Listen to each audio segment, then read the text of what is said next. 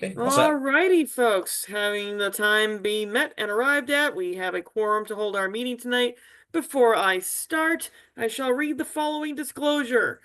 Pursuant to Section 20 of Chapter 20 of the Acts of 2020, an act relative to extending certain COVID-19 measures adopted during the state of emergency and the June 30th, 2027 extension granted by Chapter 22 of the Acts of 2022, this meeting for the town of Bridgewater will be fully remote and accessible to the public through remote participation to the greatest extent possible. No in-person attendance is permitted. Citizens who wish to tune into the meeting may do so via Zoom. And the address for the Zoom meeting is listed on our agenda. That said, I have now called the meeting to order. We will move to item B, approval of minutes from March 31st. I suspect everybody had a chance to read them. Any questions, concerns, comments? Moment. No comments? All right. If hearing none, I would entertain a motion. Motion to approve. Motion approved by Mr. Bean. Do I hear a second? Anybody want a second? I'll second. Alrighty, seconded by Mrs. Vaswitz. Josh, be so kind to take the roll call vote, please. MJ, Aye. Derek, Aye. Lee, Aye. Haley, Aye. Matthew. I guess I'll abstain. I just didn't participate in the last meeting and didn't get the minutes. Okay. And do you prefer Matthew or Matt? Matt's good. Thank you. All right, thank you. The motion was approved. All right. We will now move on to item C, public comments. Anybody from the public may do so and speak to us, but before you do, please introduce yourselves with your name and address here in Bridgewater. And if there is the unlikely event of an out-of-town individual, we will vote to accept hearing you. Are there any members from the public who wish to speak tonight? I did not see anyone. All righty. Oh, we lost Haley. Oh, uh-oh. So let's just give her a second to get back. So we have Yep. quorum.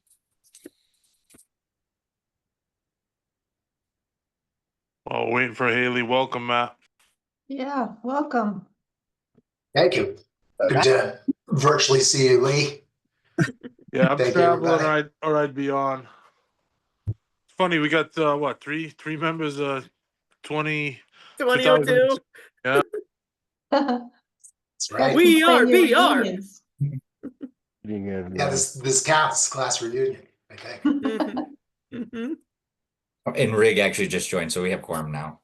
Alrighty then, so now that we have quorum restored, we shall move on to old business. Given the nature of the work that we need to do tonight and the amount of stuff we do have on the agenda, just gonna remind everybody, we're going to, on each item, we're gonna hear the first part of it, then we're gonna let either Laurie or Blythe speak to each item, and then we will do our discussions, and then we will do our votes.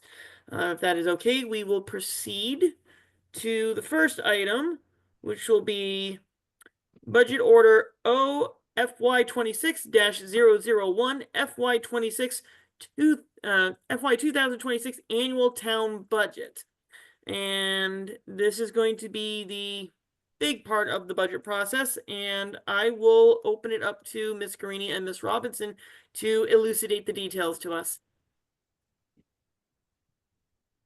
Or you want me to do it or you do it? We'll introduce Matt. This is our town manager, Blythe Robinson. Yeah, we met. Oh, so you met. So I got to interview Matt and appoint him.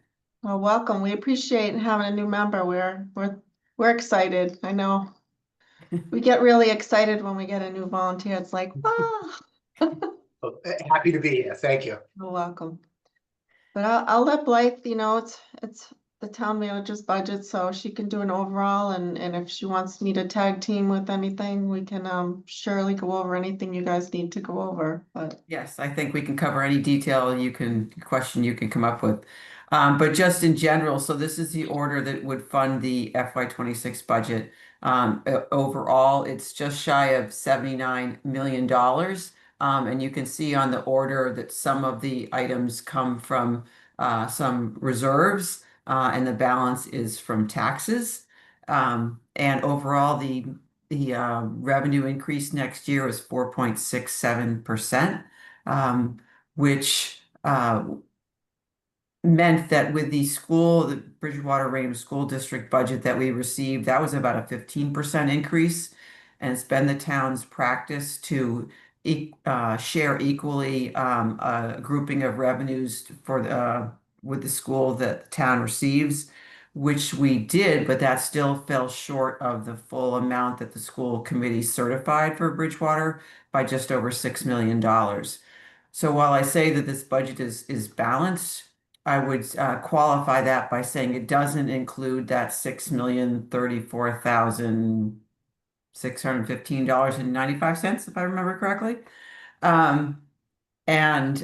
It did require a couple of reductions on the town side, even if we had gotten a school budget that was within that 4.67%, we still would have needed to make some adjustments to balance it, to bring to you and to the council, because we did have other expenses that exceeded that 4.67%.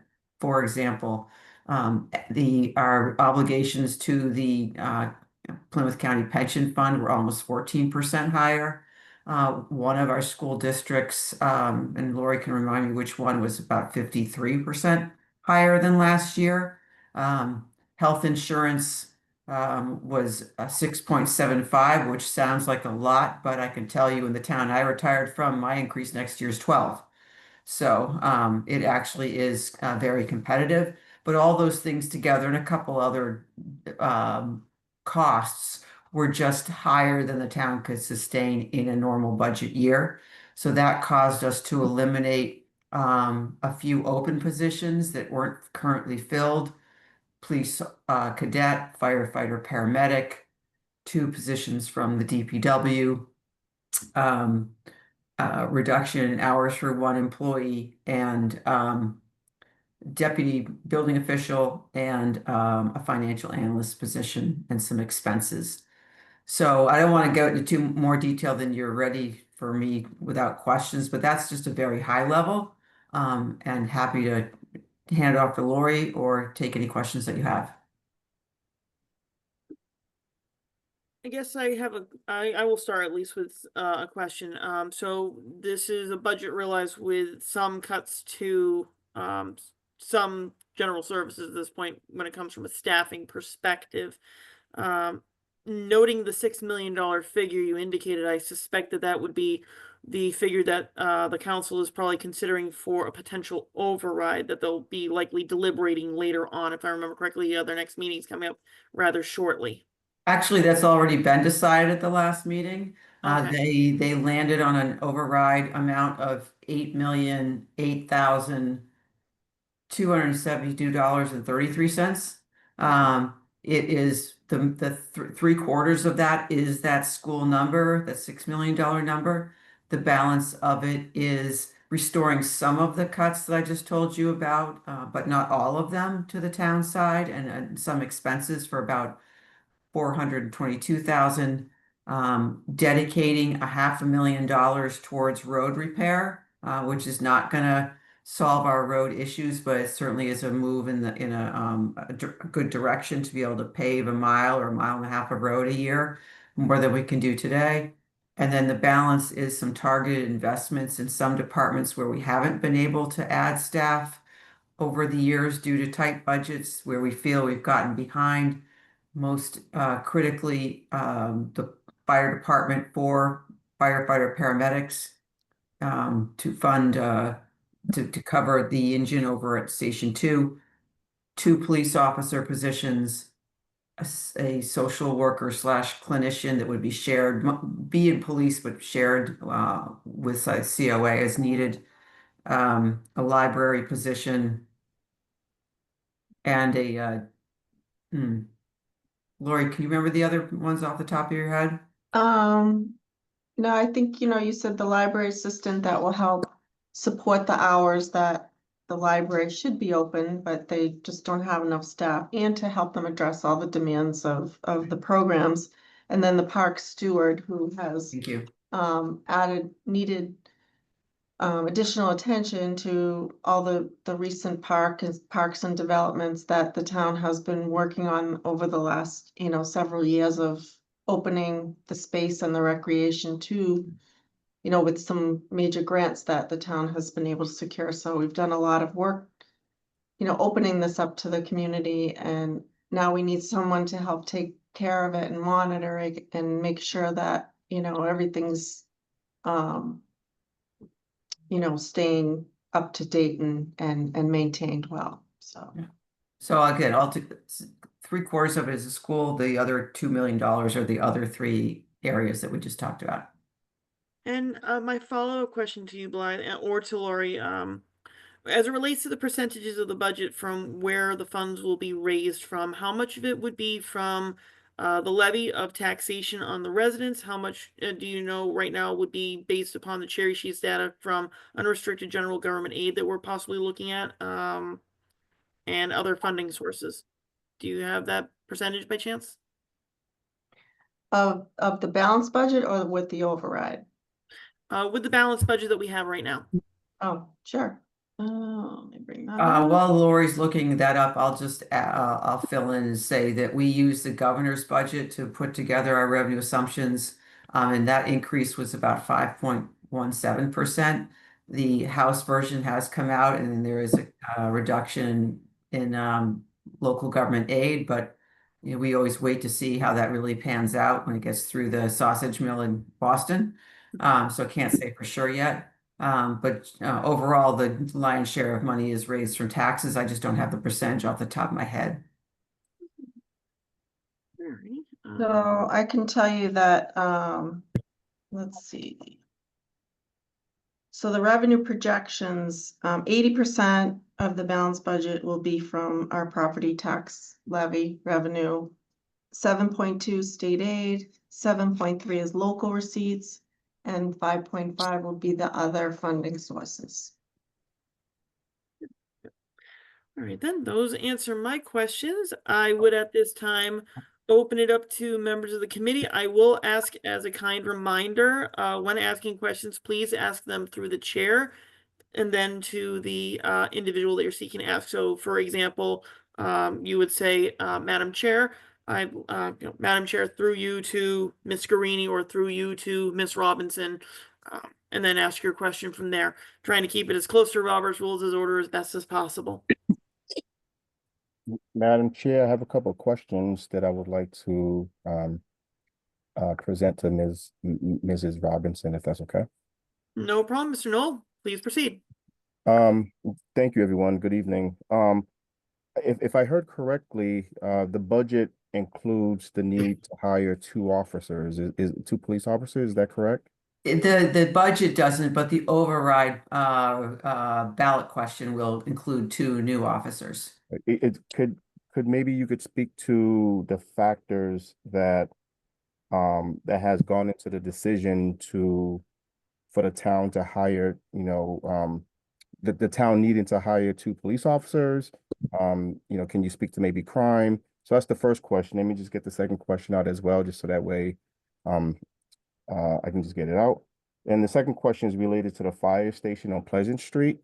And this is probably more general. Are we on track in terms of the initial budget that was approved to completing the work, or are we in, or do you think, given you know, sort of where we are at as a town, do you think that there's going to be you know, additional funding in order to finish the project? I'll take that one first, if you don't mind. don't. We're on track. I don't attend all the meetings, but I believe that Lori does. Yeah, we are on track budget-wise. At this point, we don't expect any need for any additional funds, and the project should be finished around about the end of the calendar year. So then everyone will move over to the new station. As far as police officers, in a town of our size, we really should probably have 52 to 55 officers. A rule of thumb from a long time ago is that you should have approximately 2 officers per 1,000 population, which would be higher than that. But right now, with the chief included, we have 45. And so, you know, one might say, well, gee, we've got BSU and they have police officers, and that is correct, but they don't have the same focus or quite the same powers that our officers do. So while it's helpful, it's not necessarily this complete solution. where the chief actually asked for 4, and the council only saw fit to add 2. He will probably prioritize those, one for a school resource officer. Right now, we have 1 and that is partially paid for by BR. I think it's 65,000 a year. But we've got 4 schools to cover, and that 1 officer has to focus right now mostly on the high school, and that leaves a gap with the others. So that's a primary focus. The second one is what they call a web task force, which is focused on drugs and other issues such as that. We have an officer assigned to that, but again, it's an area where you need to dig in and be more involved than less to really be successful in that area. And Chief feels that we're really not able to give it all the resources that we should be to address the issues that will come up in Bridgewater. So I think he would identify for that second position to be focused on that. But if if budget was not an option and not an issue, he would have wanted to add an officer for general policing needs, whether it be crime, traffic control, cybersecurity issues have become a big issue in communities. I'm not going to be able to give you crime statistics off the top of my head tonight. We can certainly get that for you. I mean, overall, yes, we have crime issues, but those are the areas that he wanted to focus on. Madam Chair, may I ask a follow-up question, please? Yes, you may, Ray. Thank you. And thank you so much, Mrs. Robbins, for outlining the reasons and the purpose for the 2 additional officers. Is there an opportunity to maybe create, I guess in my mind, I'm just kind of just trying to understand, is there a way to maybe leverage and train the current officers that are in place to do multiple duties? So, maybe cybersecurity and someone, I don't know, I'm just kind of I mean, we already do that now. There are people focused on certain things like, online phishing scams that, maybe catch a senior unaware, or any one of us could be caught in that, I suppose. We already do that to some extent. But these are 2 specialized areas that we need to fill. We also, the town has had for a long time a program of hiring cadets, which back up police officers on the 911 desk. We do that in part because it's a great way to get to know some people who are interested in being police officers and kind of make sure that they're a good fit for our community in terms of how we police in Bridgewater, and give them the opportunity to then go to the academy and become part of our force. Thank you. I appreciate it. Did any other members have any questions or concerns or any comments that they wanted to share on this particular item? Madam Chair, I have one question on a specific line item, if I could offer it. Sure. Sure. So I was just comparing this fiscal year's budget with last year's. I noticed financial administration was a line item that was on fiscal 26, but not fiscal 25. I was just curious if that was an additional expenditure, if something was just characterized differently between the fiscal years, but I just didn't see that. Yeah, sure. Madam Chair, I can take that. So in this budget, we did also, in good faith, because we're in bargaining with all 6 of our unions right now. All their contracts expired at the end of last fiscal year. So, we just recently settled one that you will see it's gonna come before you later with the administrative, clerical union. So we put a budget number inside the 26 budget so that, we're making sure that the revenues are enough to support that. There's just a good bargaining tool that shows good faith in moving forward with our, we have a fire union, police union, AFSCME, USW. library union, yep, and USW steelworkers who are our professional services and, so that line item wasn't in last year, but so when it comes up for next year, that line item will be distributed to wherever the employee, wherever those contractual obligations were. So might not be there again next year, but it'll be in the overall number. That Madam, sure, Madam Chair, just a quick follow-up. So it's a collective bargaining reserve essentially? correct, yes. I should have just said that. Great question. I have Okay. a question to just ask through the chair as well as I'm Sure, not Mr. sure Bean. who would like to answer it, but is there any concern with the state aid? I know that's been a bit of a question kicked around when that's going to be finalized for us. Number one, and number two, if there's a concern, I know it's less than 10% of our budget funds, but I mean that could make an impact as well. Sure, it's always a concern. I mean, given what's happening at other levels of government and how that might affect Massachusetts, that's certainly something to be aware of. I mean, the governor's budget came out at the just over 5.1% that I mentioned, and the House budget came out last week. And that was about 100,000 less in unrestricted government aid for Bridgewater.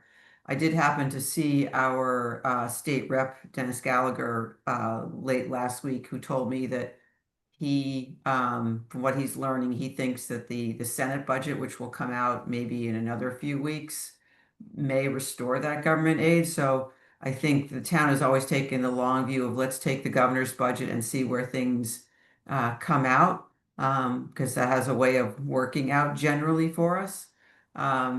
And even if it didn't, while $100,000 is a lot of money, it's also something we could bear, throughout the year as we need to. I would also add that Lori and I took a very conservative view, as we generally do, on local receipts. Thinking about there may be a recession, there may be people making different choices about, vehicles, and that affects things like excise tax. So we're trying to be very careful and have the town be prepared into the next year should things not quite go the way we hoped. And I can add one more note to that, Madam Chair, is that, so here we are, we're trying to predict what's going to happen when we close out 16 months or so from now. So up until between the time that we pass our budget and up until when we set the tax rate, which is usually done in the fall when we have a better idea of what the governor and the state's giving us, and also we just have that time before we set the tax bills to what we're estimating, what the valuations are. So things are in flux a little bit, and we do have time to adjust the budget up or down if we so see fit, if we had to. So if we saw a significant reduction, then of course we're going to be paying attention to that, like right off the bat, because we don't want to get too far in the year to not be able to sustain anything that we won't be able to support. But because we do have the council form of government, we can go to the council at any time between now and the tax rate and just reduce the budget, which is something we hope we never have to do. But if there are cuts or we see things change in the light, we still do have some time before we bill because when we send out our first billing of the year, it's a preliminary, tax bill, which doesn't represent the actual set tax rate and set values that we do when you guys or when the town residents get their bills in December. So. And if I can add one more item, Madam Chair, that is that I heard today that the state brought in $1 billion more in April than it expected to, which is a good sign. And that, so far the grants that, we don't depend a lot on grants, but we certainly seek them out. I haven't seen any changes to the normal process yet of what the state does in terms of making those available. They're still considering increasing, Chapter 90 money for roads by 50%, which would be a real boon for Bridgewater. Madam Chair, I have another question if that's okay. Sure, Mr. Knoll, please. Thank you. And this is for either Lori or Ms. Robinson. You just mentioned the road. I guess in my mind, and maybe just part of my not knowing fully about the roads, but what I do know is that infrastructure repair feels like a Band-Aid. And I understand the challenges with our budget. My question is, what is the town's position, if any, if it's legal, to maybe levy a vehicle tax for especially some of the vehicles that weighs, multiple tons? Because I see all the time, 18-wheelers driving through the communities. And obviously that's going to have a direct impact on the infrastructure. Is that something that's allowed? And then has the town considered doing something like that, particularly at the highway level where they're coming off the exit, maybe a toll? I don't know. I'm just putting it out there. I Yeah, think it's a great idea that it would be nice if Boston wanted to consider, but I don't believe we're allowed to. But that your argument certainly goes to what, communities like us tell the State House, which is that we can't, the reason we push for Chapter 90 money to be increased is that it's not just our light vehicles driving only on our streets, that especially Bridgewater's a crossroads for a number of state roads, and we can't escape that traffic. So that's why we need them to help be part of the solution to our road infrastructure beyond what we can raise ourselves. Lori, do you know something I haven't come across yet in terms of? yeah, no, I think, it's a great question and it's always a concern, and some avenues on certain roads that they can, we can work with the states to do traffic studies, and with certain criteria and infrastructure, wherever the location of the roads are, that we could, or the council could vote to, have no trucks, for example, in certain areas of the town, but that's also a pretty lengthy process. But it also is something that certain cities and towns do for certain areas of town, so. I have heard that the state was considering allowing local governments to, I think, increase their excise flat rate from $25 to as much as $30. I haven't kept up on where that is at the State House. Yeah, If that passes, can- that's something the town. Yeah, I can fill in a little bit on that right now. That is still part of that, almost a sequel to the Municipal Modernization Act. Okay. The Empowering Communities Act, I think it is. Mm, They wanted to do an additional, I think it was like 5% excise on vehicles Okay. locally. It is something that the MCTA, the association of which I'm a member of, not certified yet, but I gotta take my exam. But it is something that my colleagues and I are carefully monitoring, because it is something that would become a local option. It would be an additional, perhaps a 5% fee on top of the current excise, which is 25 per 1,000. So you could effectively have 25 on 1,000 plus 5 more percent. That would really capitalize on the newer vehicles that are purchased in a community.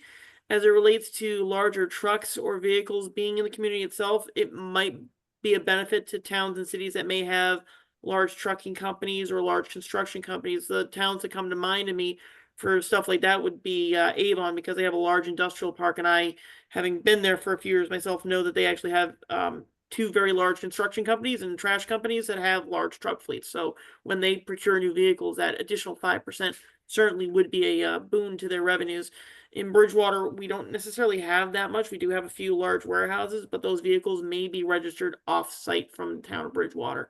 So a 5% additional fee may not necessarily be appetizing to the community, as it would have to be a local option. And I don't know if the town council, when that law comes into effect, if that ends up still being in the law, if that would be something that would be appetizing to the council based upon input from their constituents. I would, if I may just add, I would hope that it's not something that the council would entertain, because to your point, it's not, the goal is not to penalize the community, because the infrastructure challenges isn't based on it isn't based on my vehicle or your vehicle. It's really based on Mhm. the vehicles that are carrying tons and tons and tons. And even if they're not carrying nothing, those vehicles weigh tons and tons.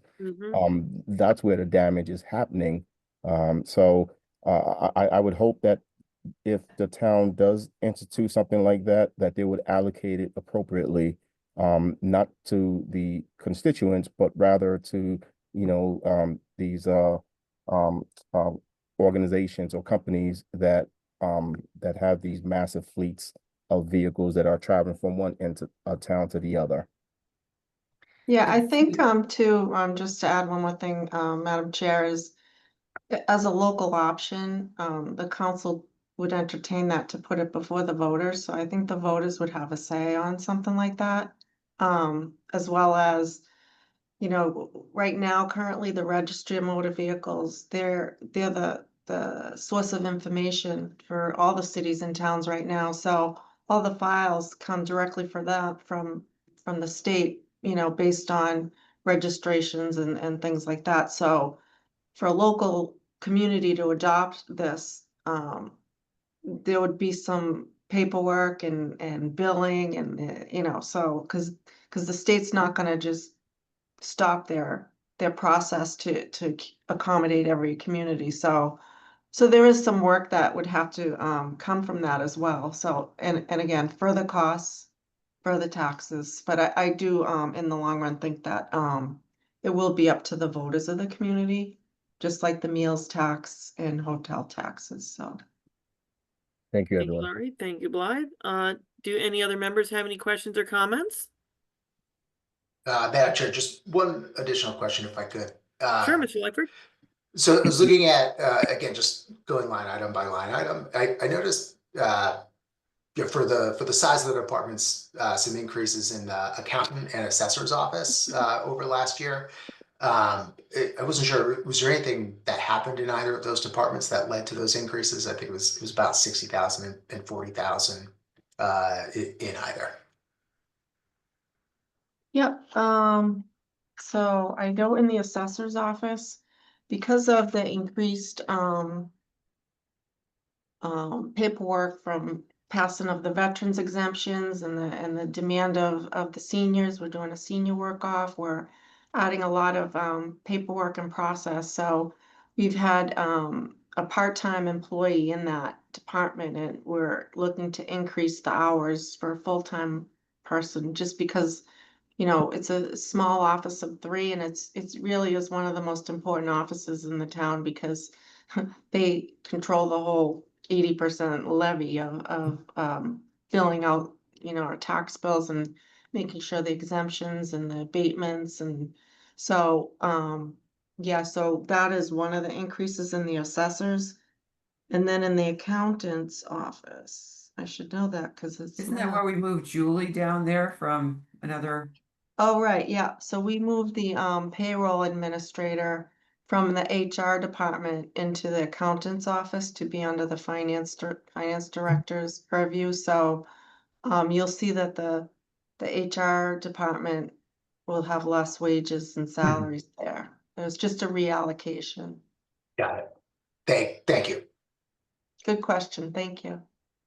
Thank you for that question, Mr. Lightford. Do any other members have any questions or comments? Seeing none, I would entertain a motion. Make a motion to approve. Motion second. approved by Mr. Bean, seconded by, who made the second? Aye. Dr. Bennett? Yes. Josh, would you be so kind as to take the roll call vote, please? MJ, Yes. Derek, Yes. Rig, Yes. Lee, Aye. Haley, Aye. Matt, Aye. Mark.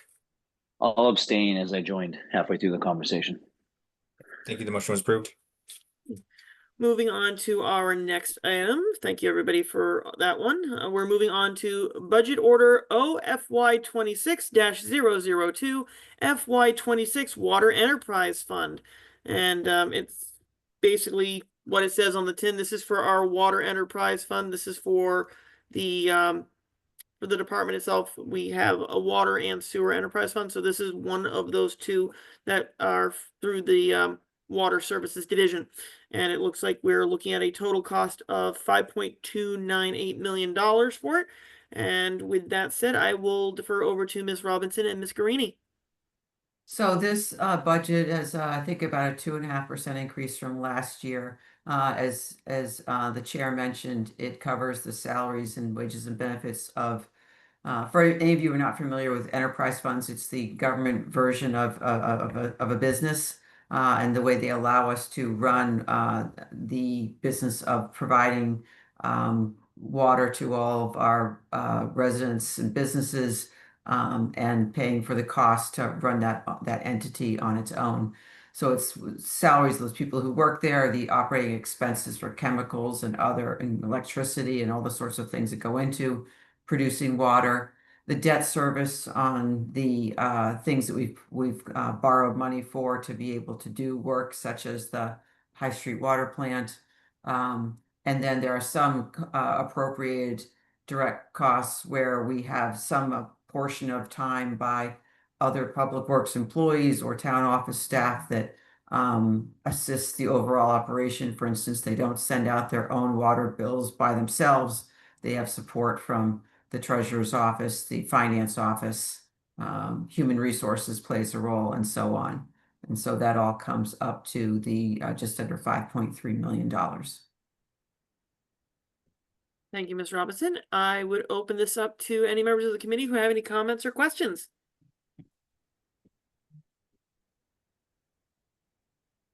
Any takers? No questions? No concerns? Alrighty, this will be straightforward then. Hearing no other questions or concerns, I will entertain a motion. Motion to approve. Motion to approve made by Mr. Knoll. Do I hear a second? So made. Seconded by Dr. Bennett. Josh, can you take the roll call, please? Jay, Aye. Derek, Aye. Rig, Aye. Lee, Aye. Haley, Aye. Matt, Aye. Mark. Aye. Thank you. The motion was approved. Excellent. We are moving on to the next item on our agenda. That is going to be the other half of the water sewer. This is going to be the sewer enterprise fund. And like the water department, this is going to be for approximately $4.35 million. And it will go to funding the sewer side of the services that we would have on the water side. So, Ms. Robinson, Ms. Greeny, you have the floor. So this budget is, it's designed similarly, but just for the sewer enterprise specifically. But what is noteworthy about this budget next year is a significant increase in debt service costs because the town is under a consent order with the Federal Environmental Protection Agency to remove nitrogen and then phosphorus from the sewage effluent that goes into the Taunton River. I think it's about a 370% increase, if I remember somewhat correctly, in just debt service next year. So even though the town had received a low interest loan and loan forgiveness through state and federal sources, we still were on the hook for about, Laura will have to correct me on this, about $34 million in phase one, which is going to be wrapping up a little bit later this year. And we're about to embark on phase two. Phase one was nitrogen removal. Phase two is phosphorus and potentially PFAS. So the difficulty for this is that we're going to probably need to look at a rate increase again this year. And I know there was a significant one last year because we're obligated to pay the debt service to make the mandated repairs. Otherwise, this would be a budget that is would garner no interest, I think. But that is the difficult issue that the town is facing. Are there any questions or comments from the committee? Before we do start, though, I did have at least a couple of questions or concerns. Knowing that there have been some changes at the federal level related to environmental protection, do we know if that consent order is affected by any of those changes, or if any of those programs may be nullified in any near term? Not aware if any of the term of those will be nullified. I can tell you that we had to ask the EPA just a couple weeks ago for an extension to finish a portion of phase one to this fall, and their staff was still very engaged in that, so I'm taking that as a good sign. But whether or not, what our opportunities are for the same terms, so you say loan forgiveness or low interest loans, I'm going to defer to Lori if she's aware. I haven't heard of any changes to those programs, but I don't Yeah. know. Yeah, no, yeah, thank you, Blythe, Madam Chair. So as far as I know, the Clean Water Trust in Massachusetts really does a good job with partnering with the communities in the state level. And they're always in conjunction with the DEP.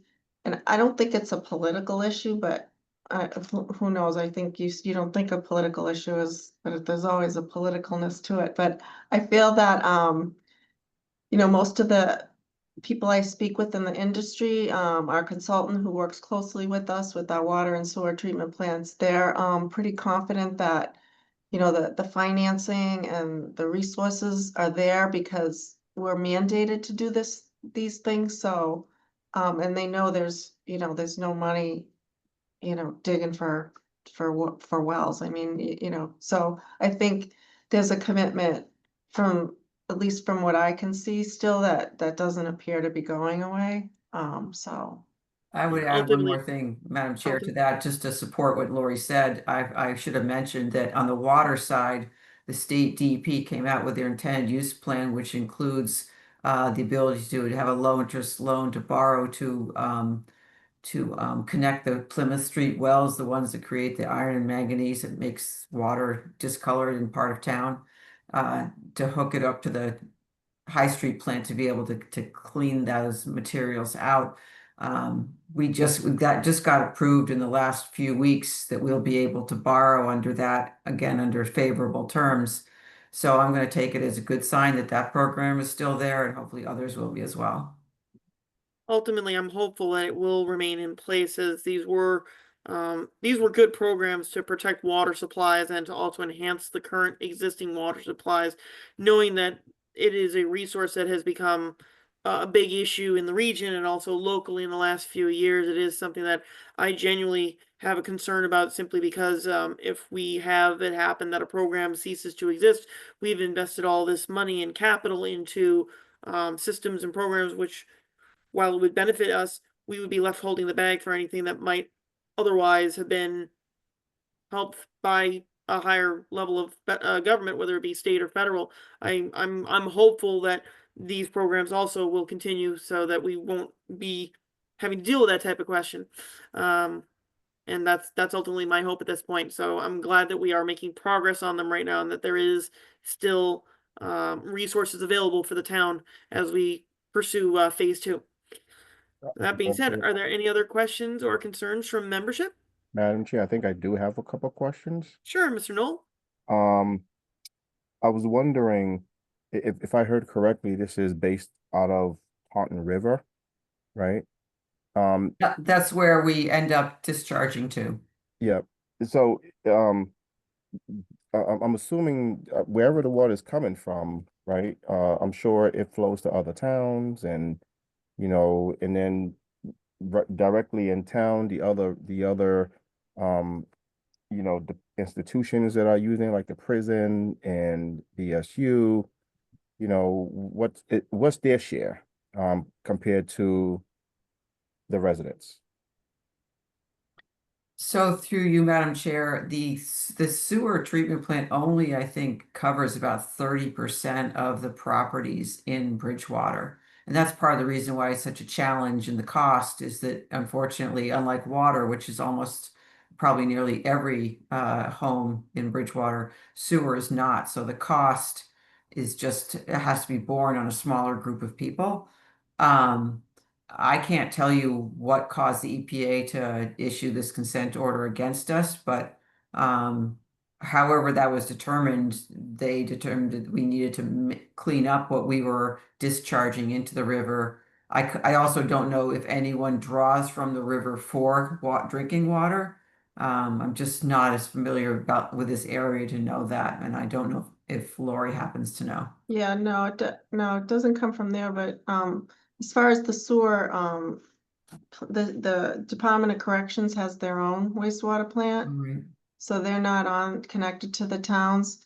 The college is, or the university, but we're constantly in talks, it must be like a call a week about, what are you gonna do for us? So, that question is, I think, been brought up to the forefront. We have, Mr. Gallagher at the legislature really pushing for, the state taking care of the state land, right? So the state should be helping the town with the utilities and things like that too, especially when they want to grow more dorms and things like that. So the other offset to having the state-owned land, um, and, the Department of Corrections, the state can do whatever they want on these properties, the towns really don't have a lot of power to tell them if they want to build more on their property, they can do it. And so that's where our community and economic development director, he is like, well, if you guys are building this, then you need to take care of that. Like, so we're pushing back at the state to take care of their own property as much as we can. But again, like all the other communities, if say the university ever moved out of the town, then the state could do whatever they want with that property, which, people don't really realize that could turn into, I mean, there's a big housing push, so, but what my point is that we're trying to get the state to be partners so that it doesn't use all the resources of the community, because, the college does, or the university does pay for its water, they pay for the sewer. I mean, they're probably one of the highest users, which is also a big factor with why we're pushing back. It's like, this is why, we're in trouble with our sources, our natural resources. So I think the state's trying to be, again, they have their own ideas, and, they push back on all communities, not just us. But so we try to really work well with the college, to the university to try to make sure that we have a voice. Thank you, Lori. Thank you. And just to give a little bit of background, I believe the consent order from the EPA was as a result of us discharging too much effluent into the watershed itself. And that is the reason why they have asked us to take care of this by a certain period of time. Not just also with the stormwater issues that we had with stormwater management in the last decade. I was in the town manager's office when some of this stuff was starting to arise. And especially with the EPA, they can be quite persnickety about this stuff. And the consent order was a part of that. I believe the treatment plant, which is off of Plymouth Street, that part of the river, I believe that's the town river.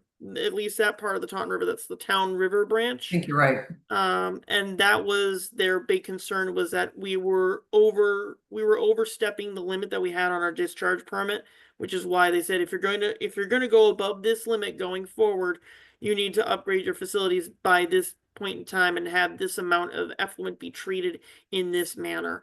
And that was basically what the EPA told us back during, I think, the first Trump administration, and I believe the second administration, along with the Biden administration, had very much stood along those same lines. So that's where that comes from a little bit.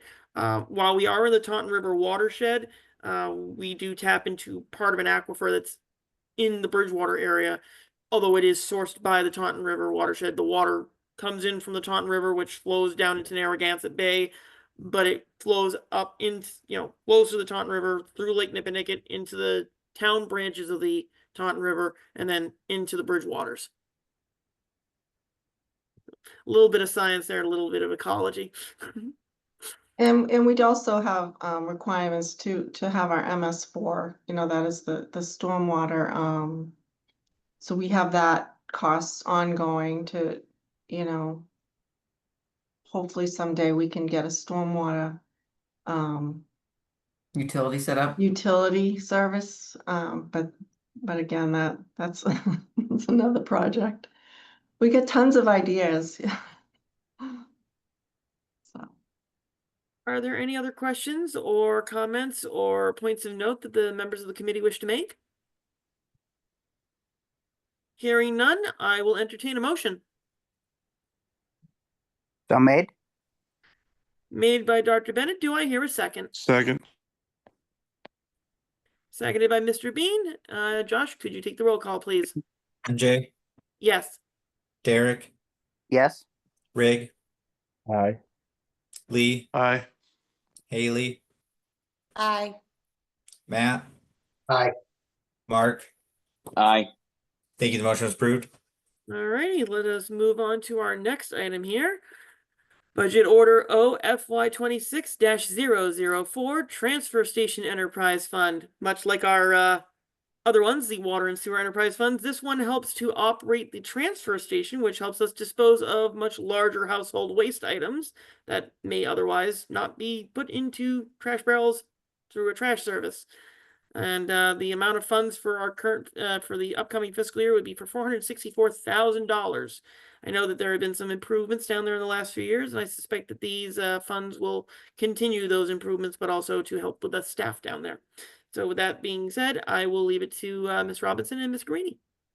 So this budget is essentially flat from last year. And we have been able to make some improvements, as you mentioned, over the last couple of years, Madam Chair. So don't need to make any large investments this year. So we're able to keep it, say, essentially flat, and expect they'll be able to leave the rates to use it essentially the same for next year. Are there any questions or comments regarding this particular item? Hearing none, I will entertain a motion.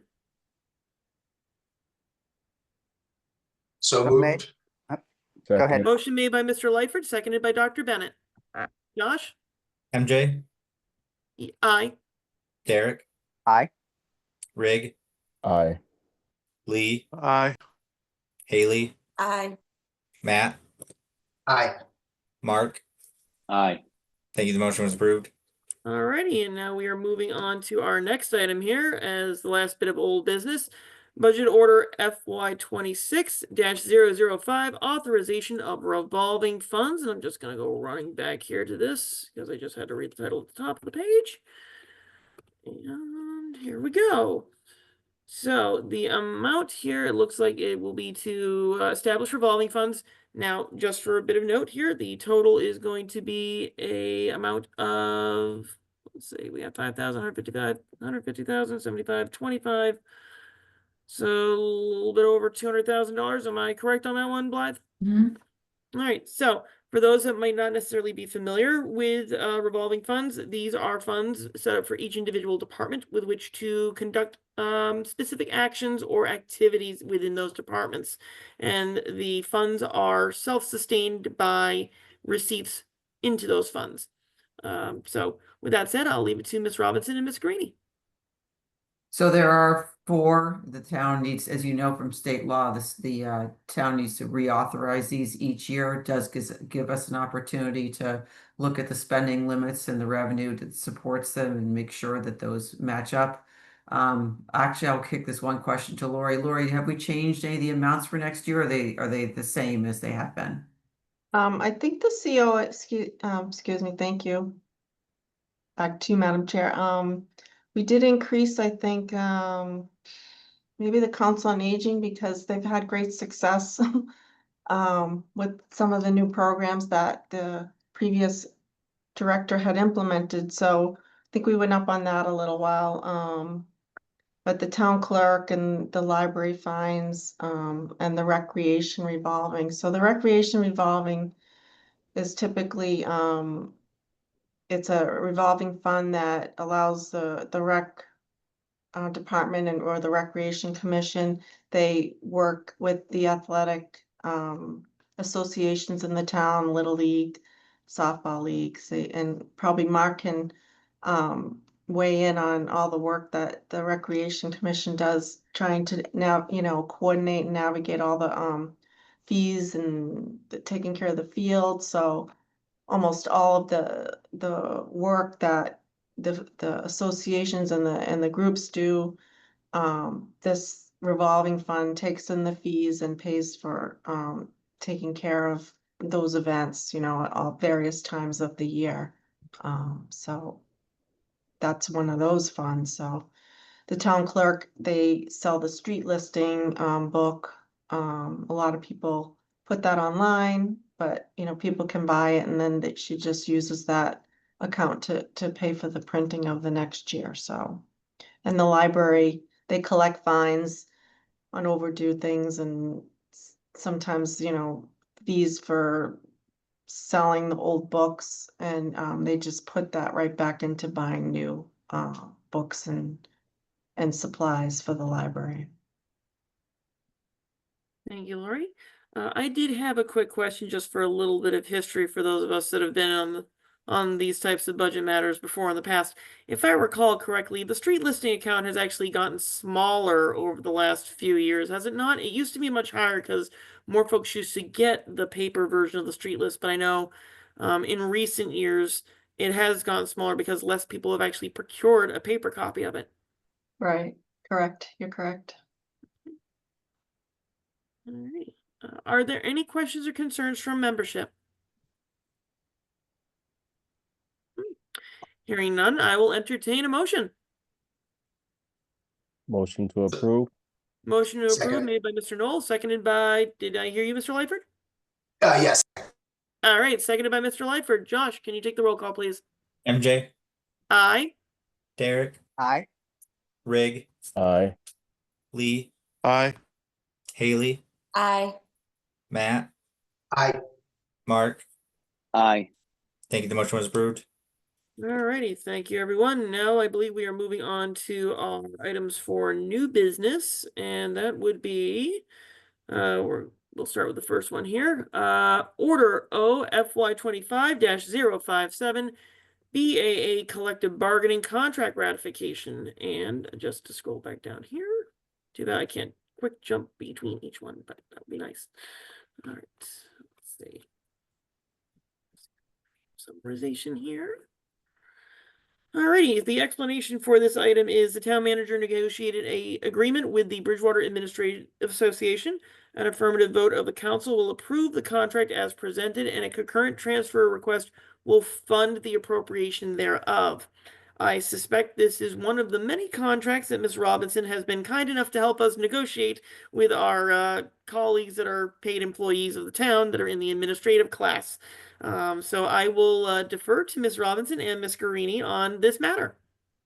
So I can say, I like to give credit where credit's due, and I could say I have, I'm very pleased that this is brought forward, but I would tell you that it's all due to the tireless efforts of Lori, as well as our HR director, Carolyn Wood. This is the first of the 6 contracts, the 5 that were that she mentioned earlier, were up as of last June. This is with the Bridgewater Administrative Association. It's our smallest union. But when we went, just to give you, set the table, when we went into this, we really needed to make sure that we could present a union contract settlements to you and to the council that were affordable to the community, were fair to our employees, and you know, made concessions where they were appropriate, and also on both sides. And so this overall contract, you'll see the settlement agreement in your packet. It would include a wage increase of 2% in each of the 3 fiscal years. But for that, the town also received a couple of things back, which are that new employees who will who are hired once this is signed will go to paying a higher percentage for their health insurance than existing. Right now, I think those employees pay 20% and we pay 80%, and it would move to 25/75. And that's a movement that we're looking to make across the whole organization. It's more in keeping with what's typical in the public sector today. Also, they were able to negotiate the wage scale so that we don't have any more growth at the top step. And Lori can explain it better than I can, but basically when you get to the top of a range in human resources, you really are, the pay range is meant to show that you are making what is the highest of what's reasonable for that particular position in that particular community and area. And after that, you shouldn't receive a step increase anymore. You should just receive a COLA if one is negotiated by the community. So that means that's going to help contain our costs long term, which I think is an important change for the community. And then you'll see other small changes in here. It's mostly language changes, but those are the things that really are financially important. But let me stop there and see if Lori, who was in the room and I wasn't, has anything that she thinks is important to add. Madam No. Chair. Thank you, Madam Chair, and thank you, Blythe. So Blythe really captured it all. I don't want to go on and on about, this, but it is important that, to get increased health insurance from the bargaining units. And this is a step in the right direction to help the town with those increasing costs. And I think that's really all I'll add. I think the cap on the salary scale was a bit of a change.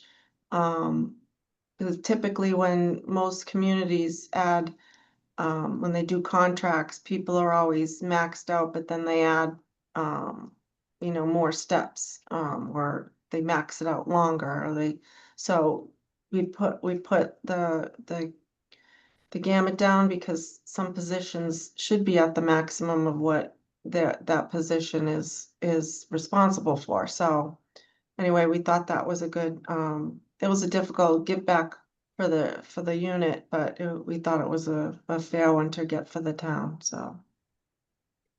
All right. I did have a couple of questions relating to the contract because contracts can be quite cumbersome in their processes. Because this covers July 1, 2024 through June 30, 2026, is there going to be a retroactive payment on this? Mhm. Okay. Yes. Do we know how much it's going to be for the retroactive? Yes, Madam Chair, you'll see a supplemental appropriation at the order right after this. Mhm. So the retro for this year will cost the town $8,000. Let me just see what it is. There's a couple of enterprise fund employees, so the cost to fund those retros. Ooh, where is my page? Sorry, I lost my. Okay, there it is. And- So it's and 8,000 for the general fund, 1,200 for the water fund, and 1,300 for the sewer. So it's a total overall cost in the first year of 10,658. We did cost it out for year 2 will cost 10,872. Year 3 will cost 11,100. So overall for 3 years, it's a cost for approximately $30,000. And this is a relatively small but mighty union, so. How many members are in the union now on this one? I think there might be 10, 11. Okay. The other question I did have was actually relating to the actual document itself. I've never seen this many strikeouts in a union contract in my entire career. Is there going to be a cleaner version of this for staff to be able to read, or to get a copy of when they join up with the town? Yeah, so for transparency, it was put before you this way. What we'll end up doing is we'll integrate it into their overall contract with all the rest of the language, have it once over by Labor Council, and then we'll have that signed once this memorandum of agreement is signed. Okay, so it's it's an MOA. It's not a Yeah. not the full contract. It's Yeah. basically it's just an extension of what the existing contract is. Correct? My light Correct. keeps going out. Sorry, I'm sitting still. That's all right. Yeah, the town didn't necessarily integrate MOUs into the actual contract. And so this is a step we're also taking this year to make sure that going forward, we have a complete agreement that represents the 3 years with all of the changes made. Yeah, So, because I figured with this many substantive changes to the agreement itself, I would think a full brand new contract would probably be in the best interest, but not having had an opportunity to be a part of collective bargainings fulsomely, I suspect that this was probably the better option. Yeah, well, this is just the step to get it there. We're gonna get a clean version and our goal is to have them all on the website. The way they're all integrated right now, a general person would get confused at, well, what am I looking at? Cause it's a little confusing because they haven't all been integrated, so. Alrighty then. Now that my questions have been answered, are there any members who have any questions or concerns that they wish to offer up? Madam Chair, I just have a suggestion. Sure, Mr. Knoll. And thank you for the request of asking for a clean version of this. Once the clean version has been finalized, I guess as a town resident, for me, maybe the way my brain works, I would love to see the old and then the new as a way to show the advocacy of the town looking to sort of get a handle on some of the previous challenges that I believe has led to the budget crisis that we're in. Mhm, Something simple as these types of contracts. mhm. So I would advocate to maybe post both, the Yeah. previous and then the current contract, just for anybody who might be interested, can kind of compare the two. Yeah, and they are all available. We're gonna put them up, but HR's been working on putting that page together, so we'll be, yeah, everything we want transparent. So I can send you, if you'd like, I can email you copies of what this one is or any of the other ones if you would like them anytime. So Thank you. But this I'll admit that document this just is- represents the changes to the current contract. That doesn't include anything that hasn't changed. And there's certainly lots of sections that are exactly the same as they were. Thank you. This is certainly a lot better than the big binder of contracts that we used to have up in the town manager's office. So I'm definitely appreciative of this in any form, especially if it's going to be virtual as well. Are there any other comments or questions from membership? Hearing none, I would entertain a motion. Motion to approve? Motion made by Mr. Knoll. Do I hear a second? Second. Seconded by Mr. Bean. Josh, could you take a roll call, please? MJ, Aye. Derek, Aye. Rig, Aye. Lee, Aye. Haley, Aye. Matt, Aye. Mark. Aye. Thank you. The motion was approved. Okay, excellent. And now we move on to the second component of it, which you vote one, you have to vote the other.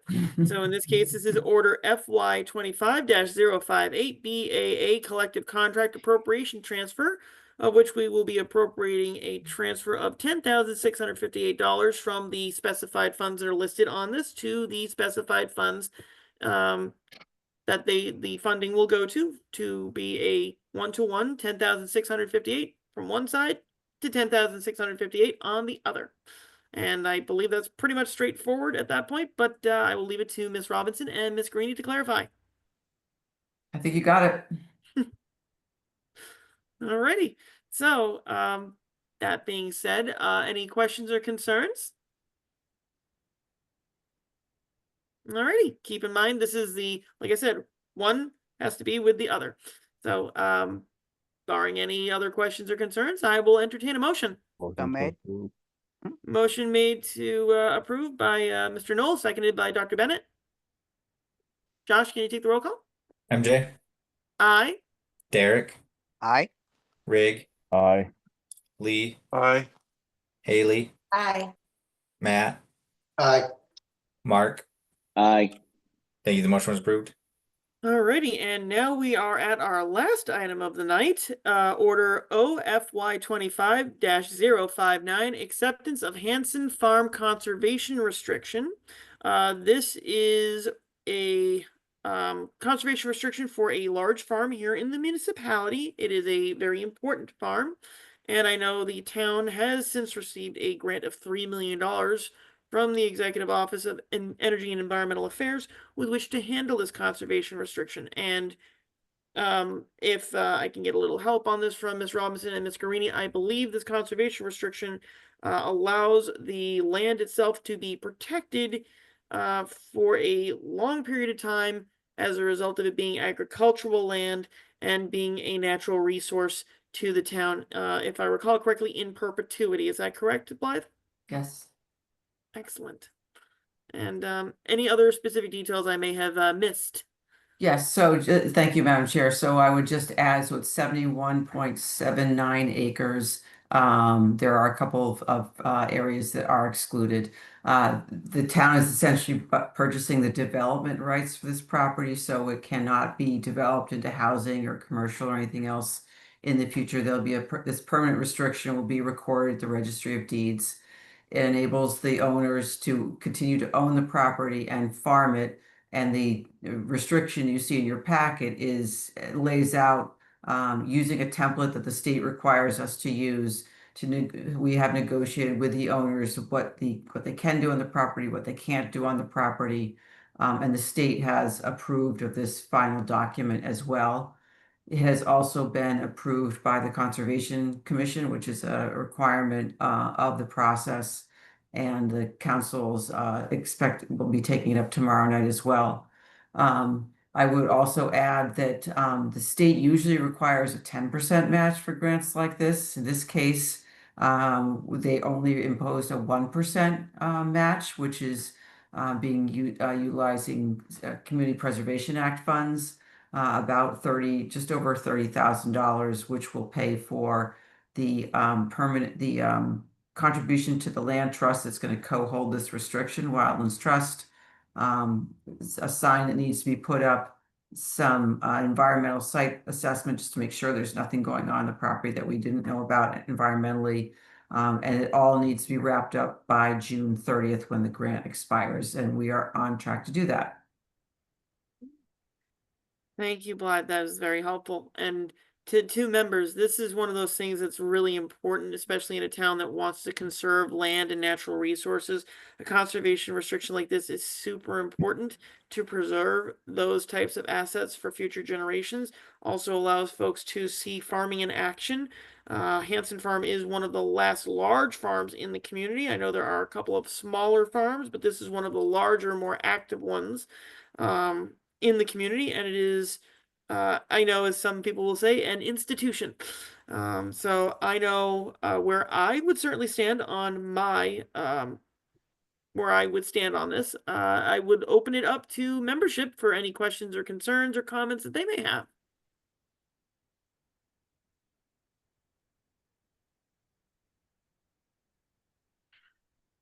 Okay, well, hearing none, I will entertain a motion. Motion.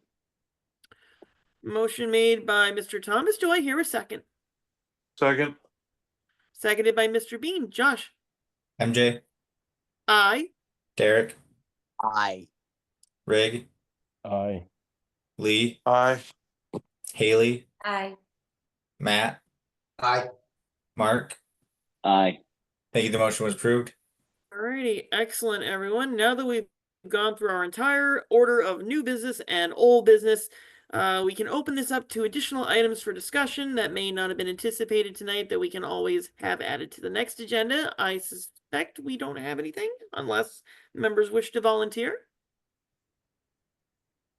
I Okay. have one quick question, MJ, and I apologize for being late. I No multiple worries, baseball Mark. games today, so I'm sorry about that. So when we did had they our want? a couple meetings ago, we had the joint meeting, the public meeting with part of the town council, and correct me if I'm wrong, if I'm not updated. So we, as the finance committee, voted against the funding for that flagpole that That is was going to correct. be pushed. So the town council went ahead and overruled us on that. Is that correct? It is my understanding that they did. As you recall, Mark, our role by charter is to be an advice and consent. Yes. However, Yep. however, that advice is used by the council ultimately is a decision that they make. While we were, as far as I could tell, unanimous in saying no to that proposal, the council was well within their right constitutionally to override our advice. And that was at their own political fiat, as I suspect. Yep. And while I am concerned that the council did take our advice but did not heed our advice, that is the nature of the process, and that is one of those things where it's like you don't know how the sausage gets made, you then see it happen in real time. But yes, was there a question attached to that, Mark? No, I know they have the right to do that. I just wanted to hear it because that does not make me particularly happy, and usually when I'm not happy, I don't go away. So I just wanted confirmation. That's all. That's what I I wanted certainly to know. understand that, Mark, and I appreciate that. That, you know, interestingly enough, back when I was actually the first secretary of this committee, there were actually a couple of times where the advice of the finance committee was completely ignored by the town council. So it is not without precedent. I just don't remember which ones it happened. I remember it happening back in 2012 and 2013. I think one of them was a budget order, and I think another one was something having to do with CPA funds, but yeah, actually it was for funding that was relative to a request by a local house of worship that wanted CPA funds to restore part of the structure, but there was a constitutional question, federal constitution wise, whether or not it would be a conflict between church and state. The finance committee had made a suggestion, and I believe the council at that point may have sidestepped what we had suggested, but I could be remembering it a little bit differently. It was about 12, 13 years ago, so my memory could be a tad hazy. And I understand, not to take up a lot of people's time anyway, you know, and yes, they have the right to, you know, to bypass, you know, what we recommend. It is my hope that, because obviously we're all busy and we volunteer our time to do this, but it is my hope that when they do decide to sidestep what we have decided, even though they have the right, hopefully our advice is weighed heavily and it's not just quickly, you know, bypassed for people pushing their own agenda or things that we don't need to spend money on at this time. But this isn't the forum for me to continue that sermon. I'll do that at a different time. But thank you for giving me the information. I appreciate it. Madam Chair, could I make one point? Sure. So just to keep everyone up to date on the project, it's not moving us forward as quickly as we had expected to. I did not realize, it was just brought to my attention at the very end of the last council meeting that this project has to go before the Historic District Commission because the Academy building property is in the district. And so we have had to pause any work on it. And the Historic District Commission is taking it up at their meeting in Town Hall tomorrow night, after which whatever they decide has a 20-day appeal period. So if the council wanted to move forward and to be done by June 1st, and that will not happen because we can't start until we get past that process. And if they approve it, then we'll start on it sometime later in the spring. Can I, Madam Chair? Sure, Rick. I realize that there are a couple of new members. Can you maybe just elaborate on that project? Just so that way the context makes sense for some of the new members, just in case they're not aware of it. Oh, Sure, through you, Madam Chair. Yeah. Fine, take it away. So the interest was in having more than one flagpole to be able to fly different flags besides just the American flag and the POW flag. And so the plan was to take the existing flagpole, which if you've got the Academy building behind you is on the right of the fountain, and to move it to in front of the fountain, right across from, if you will, the memorial that's on the common, and add 2 other flagpoles. So you have 3 kind of in a triangular layout with brickwork, masonry, hardscape around it. So it looks like it kind of belongs with the hardscape that's there. We'd also have to run electrical service to that area so that the required light for the flagpole would be there. excuse me, and then repair the area that had, with the flagpole had been, so it looks undisturbed. We had received some quotes from contractors to do that work. It's about $23,000. So just to make sure we had a little bit of a buffer if we needed it, we asked the council for $25,000, and that's what they ultimately approved. At the last meeting, I heard that there's also a fundraising arm to this, an interest in selling bricks that people could have inscribed to, maybe remember a family member or something like that. As a couple weeks ago, I think that fundraising was about $3,000, and it was hoped it would raise about 10. I don't think that they've gotten there, but even though, if that fundraising doesn't need to stop, my understanding is that the bricks will actually be set in, say, stone dust. They'll be easily pop out a plain one and put in a inscribed one if people decide to buy them later. So. Thank you for that, Blythe.